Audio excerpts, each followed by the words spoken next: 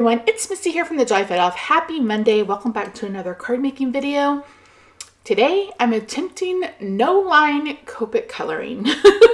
So I am using this beautiful peony stamp from Picket Fence Studios.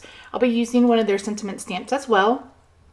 And I've just stamped that using my Stamparatus and the ink on 3 fade out ink.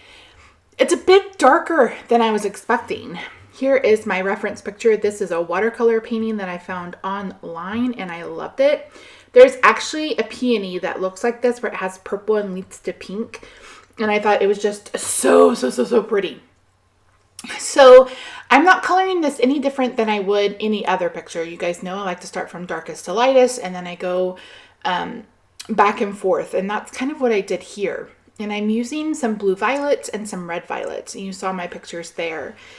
And this actually wasn't as hard as I thought it would be. And I don't think this fade out ink is very light. And maybe, I don't know, I'm going to have to play around with some other inks. Because when this is finished, it really does have a no line look.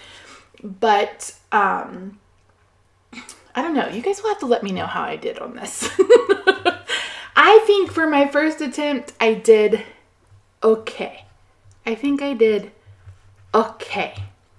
So what I'm going to do is I'm going to turn on some music and let you guys just watch me color. This is 4 times the speed. So I don't color this quickly normally. I think I edited down an hour and a half, maybe an hour of footage to fit a 14-minute video. So please don't think that I color super quickly or anything like that. This is just, and actually I'm a really slow colorer because I'm watching YouTube videos, I'm talking to Rob, I'm on the phone, I'm doing a lot of different things while I'm crafting. You just get to see the clean up, sped up version. So I'm gonna turn on some music and I'll come back to you when we're ready to move on to the next step.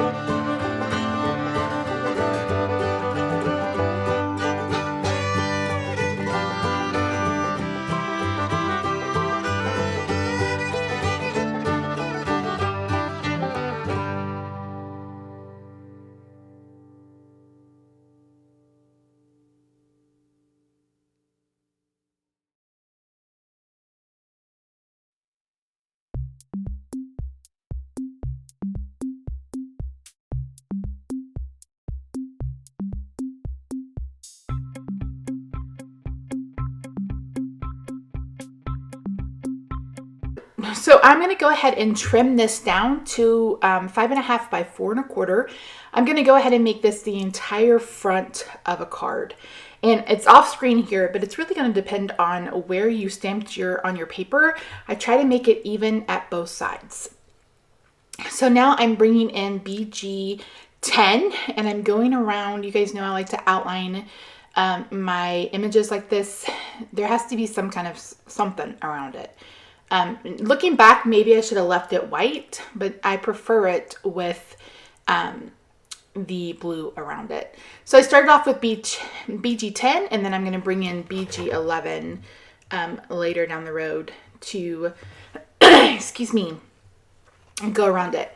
So I wanted to bring in my Prismacolor pencils to bring in some texture. And I watch artists on YouTube all the time do this. In fact, one of my favorite artists to watch is Bailey J, BAILEYJAE, I believe. I will try to remember to link her down below. But she always does Copics with colored pencils. And I really, really like the way it turns out. I think it gives it a lot of great texture and movement, and just adds a bit more than what you can do just with paper. Here is a flower I was practicing on. You can see I got it a little too dark, and that's why I was moving around. And I just wanted to make sure that this was going to look like I wanted it to. So I'm just going over the darkest area with my darkest purple, the lighter areas with the light lilac color, and then with the pink. And then I'm trying to add some white at the tips. And I'm going to do this for every single petal.